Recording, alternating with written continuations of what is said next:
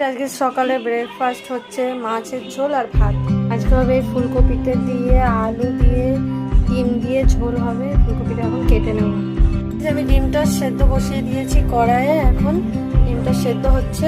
ফুলকপি আলু দিয়ে তরকারি হবে। আদা জিরে কাঁচা লঙ্কা পেঁয়াজ, এটা মশলাটা আমি করে নেবো, আর কিছুই দেবো না, রসুনের মধ্যে যাবে না। এখানে আমি ভাতটা বসিয়ে দিয়েছি, ফুলকপি আলুটা কেটে নিয়েছি, ধুয়ে নিয়েছি, গরম বসিয়ে দিয়েছি, ছুলে নিয়েছি। আর একটা ডিম দেখো ভেঙে গেছে ছুলতে গিয়ে, কোনো ব্যাপার নাই, ডিমগুলো ছুলে নিয়েছি। ডিমগুলো ভাজা, ডিমটা ভাজা হয়ে গেছে, ডিমটা ভাজা এবার আমি নামি। আর ডিম ভাজাটা হয়ে গেছে, আমি নামি।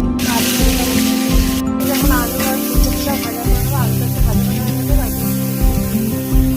আলুটা ভাজা করে নামিয়ে নিয়ে বড় তেল দিয়েছি, মশলা দিয়ে দেবো। ডিমটা হয়ে গেছে, এখন মশলা